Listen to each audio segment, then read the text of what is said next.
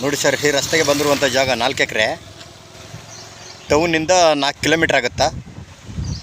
ಕೊಳ್ಳೇಗಾಲ ಟೌನಿಂದ ಒಳ್ಳೆ ದೊಡ್ಡ ರಸ್ತೆ. ಬೆಂಗಳೂರಿಂದ ಮಳವಳ್ಳಿಯಿಂದ 30-35 ಕಿಲೋಮೀಟ್ರ್ ಆಗುತ್ತಾ. ಬೆಂಗಳೂರಿಂದ 130 ಕಿಲೋಮೀಟ್ರು. ಲ್ಯಾಂಡ್ ಕಡೆ ತೋರಿಸ್ತಿದ್ದೀನಿ. ಇದು ಮುಂದುಗಡೆ ಫ್ರಂಟು ಒಂದು 7 ಕುಂಟೆ ಸರ್ಕಾರಿ ರಸ್ತೆ. ಇದು ಎಲ್ಲ ಸುತ್ತಗಳೆಲ್ಲ ತೋಟಗಳು, ಸರ್ಕಾರಿ ರಸ್ತೆ, ಇದು ಸರ್ಕಾರಿ ಜಾಗ. ಲ್ಯಾಂಡ್ ಕಡೆ ತೋರಿಸ್ತೀನಿ. 4 ಎಕರೆ ಫುಲ್ ಎಲ್ಲ ತೆಂಗೈತೆ. 4 ಎಕರೆ ಅಲ್ವ. ಸುತ್ತ ಫೆನ್ಸನ್ ಮಾಡಿದ್ದಾರೆ. ಲ್ಯಾಂಡ್ ಅಂತೂ ಸೂಪರ್ ಆಗಿದೆ ನೋಡಿ. ಇವರು ಮೇಂಟೆನೆನ್ಸ್ ಮಾಡಿಲ್ಲ. ಎಲ್ಲ ತೆಂಗಿನ ಮರ, ಒಳ್ಳೆ ಮರ ಇದೆ. ಒಂದು ಕಡೆ ಕಾಂಪೌಂಡ್ ಹಾಕ್ಸ್ಬಿಟ್ಟಿದ್ದಾರೆ.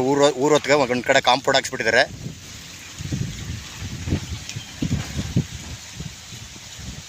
ಎರಡು ಕಡೆ ಊರು, ಎರಡು ಕಡೆ ರೈತರ ಜಮೀನು. ಜಾಗ ಮಾತ್ರ ಸೂಪರ್ ಆಗಿದೆ. ರೆಡ್ಡು ಮತ್ತು ಬ್ಲ್ಯಾಕ್ ಬ್ರೌನ್. 4 ಎಕರೆಲ್ಲೂ ಈ ರೀತಿ ತೆಂಗಿನ ಗಿಡ ಐತೆ. ಒಂದು ಬೋರ್ಗಳೈತೆ, ಒಳ್ಳೆ ನೀರಿದೆ. ಇವರು ನೀರು ಕಟ್ಕೊಂಡು ವ್ಯವಸಾಯ ಮಾಡಿಲ್ಲ, ಬಿಟ್ಬಿಟ್ಟಿದ್ದಾರೆ. ಬೆಂಗಳೂರಿಂದ 135 ಕಿಲೋಮೀಟ್ರ್ ಆಗುತ್ತಾ. ಮಳವಳ್ಳಿಯಿಂದ 35 ಕಿಲೋಮೀಟ್ರ್ ಆಗುತ್ತಾ. ಜಾಗ ಮಾತ್ರ ನೋಡಿ, ಇದೇ ಜಾಗ. ಜನರಲ್ಲೂ ಯಾರೂ ಪರ್ಚೇಸ್ ಮಾಡಿಲ್ಲ.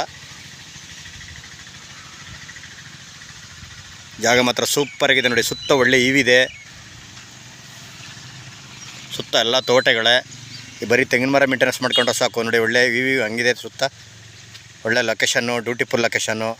ಪಕ್ಕದಲ್ಲಿ ಊರೆಲ್ಲ ಐತೆ. ಒಂದು ಮನೆ ಮಾಡ್ಕೊಂಡು ಆ ಕಡೆ ಫುಲ್ ರೆಡಿಮೇಡ್ ಕಾಂಪೌಂಡ್ ಮಾಡಿಬಿಟ್ಟಿದ್ದಾರೆ ಮನೆ ಕಡೆಗೆಲ್ಲ.